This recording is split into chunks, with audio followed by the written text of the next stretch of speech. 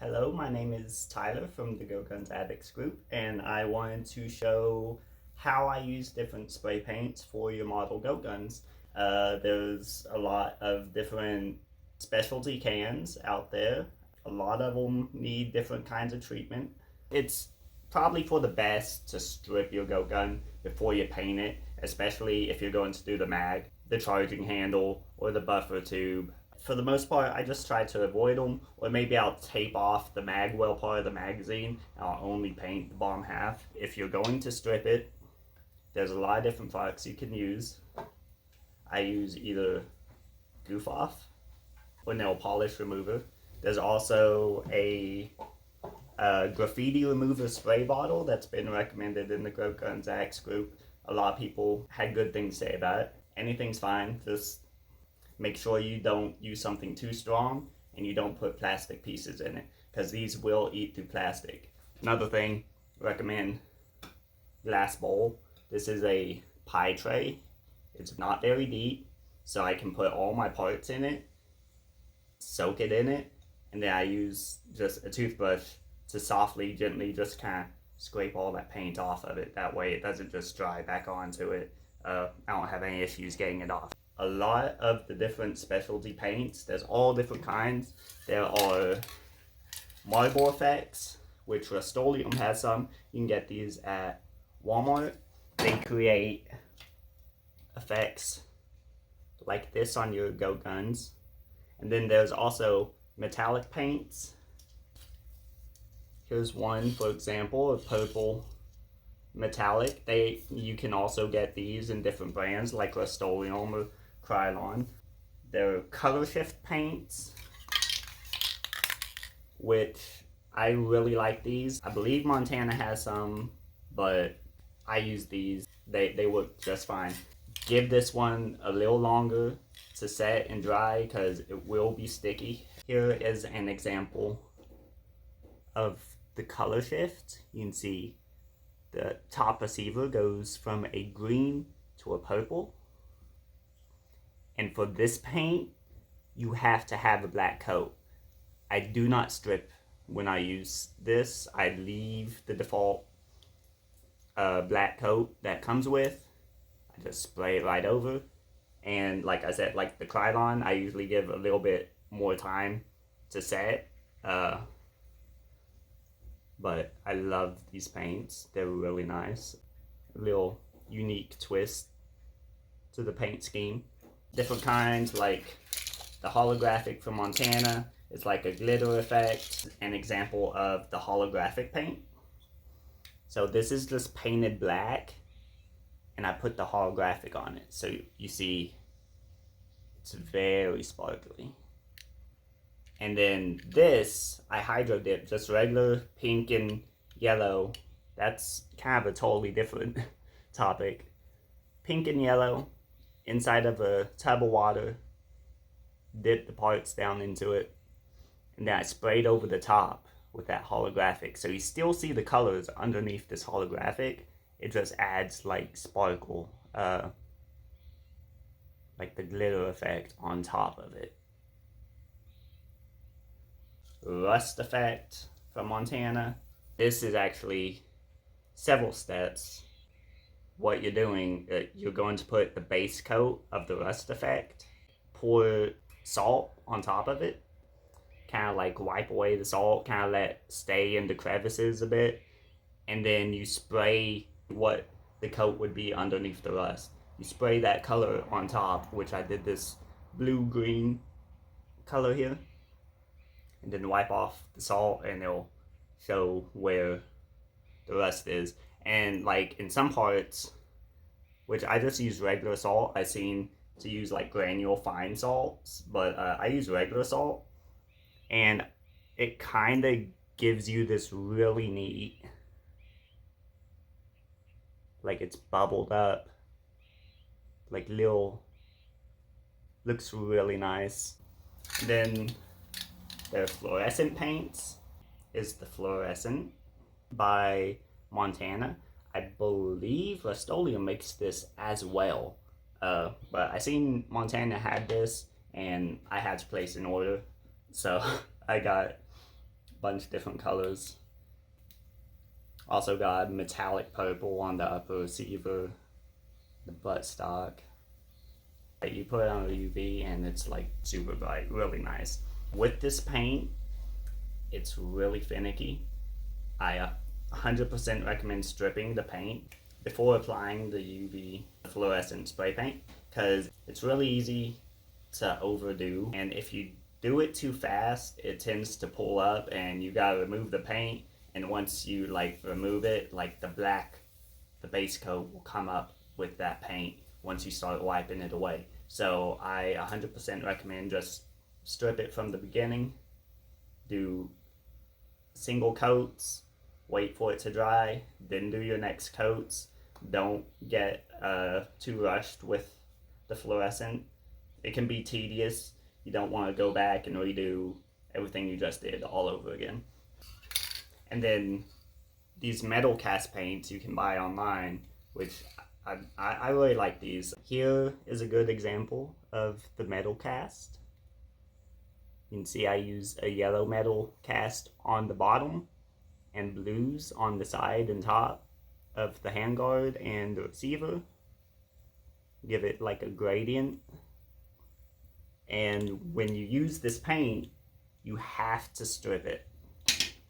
The metallic paints, like the Scold metallic, I did not strip this, but this is totally optional. You can strip it beforehand if you don't want it to be too thick, especially like I said, if you're doing like a buffer tube or a magazine, you'd want to strip it. That way it's less likely to scratch and get messed up when you put it back together. Those parts though, always wait at the minimum of 24 hours before inserting the magazines after you paint them, because even if they're dry, they need extra time to like adhere, so that way they don't scratch. Now this one, I didn't bring one of these out here. This is a textured spray paint. Rust-Oleum has these. I believe this was like a rock texture, and you can see like it has like a rough it has a rough coat, like you can feel it in it. It feels almost like sandpaper, this one. And there are a lot of different kinds. There is a metal forged one that Rust-Oleum makes. It's hammer forged, and it looks really nice on like the SVD scope. If you want that like that SVD scope like hammered looking on top of it, it's really nice. I should have brought that out here. I didn't. And then another thing, just like my personal preference, as like you may know, I really like the Montana paints. They're a lot more expensive if you're ordering them online, but you can get more close like matches to colors that you want. They have a ton of different colors, and their Montana 94 line is all matte, so it looks really nice. In fact, this is all Montana 94 line.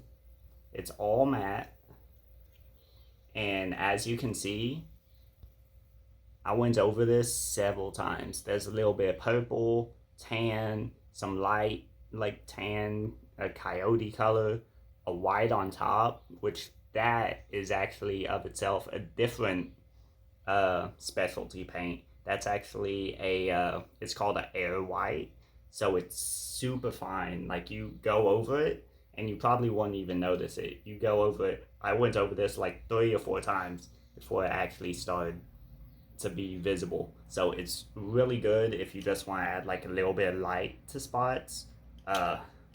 Which on this I use the stencil. Went over it. You can still see like kind of the colors underneath, but it's just like a little lighter. It's lighter in those areas where the design is.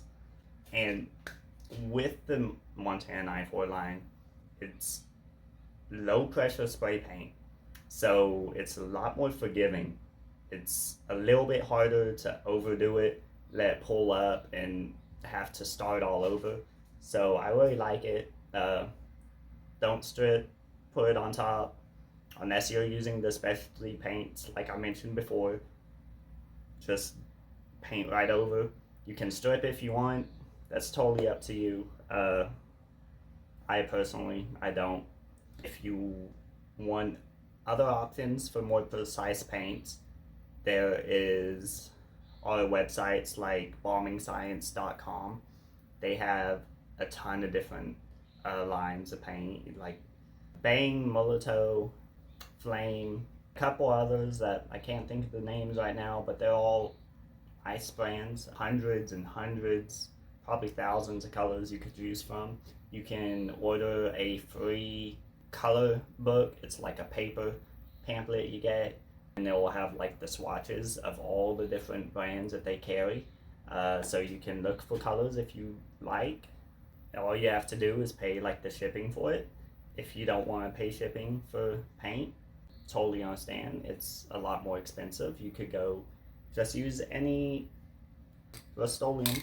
These are all available at like Walmart's. You could go to hobby stores even. Hobby stores will have Montanas, and they'll have like the metallics and some of the specialty paints of the Montana lines. So if you have like a Hobby Lobby or Michael's nearby, those will be good alternatives to ordering online. With all these different options, there's tons of things that you can do.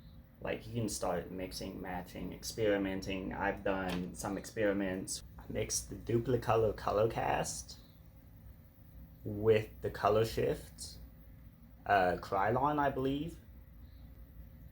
So basically, the color cast, you have to strip it because it only shows up on like bare metal.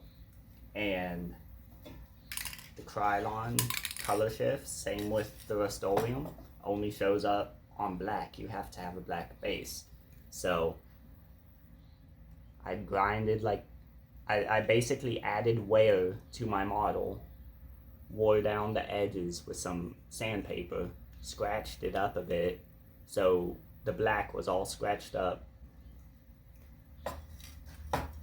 sprayed it with color cast so that all the metal would turn blue, and sprayed the color morph over that so all the black would color shift.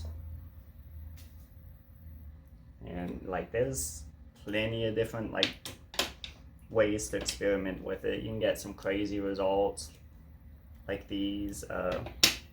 Definitely have fun with it, enjoy it, share your ideas in the GoatGuns Addicts group if you're a part of it. You can always ask questions in the GoatGuns Addicts group. We're always happy to help, and I hope you enjoyed the video. Have a little fun.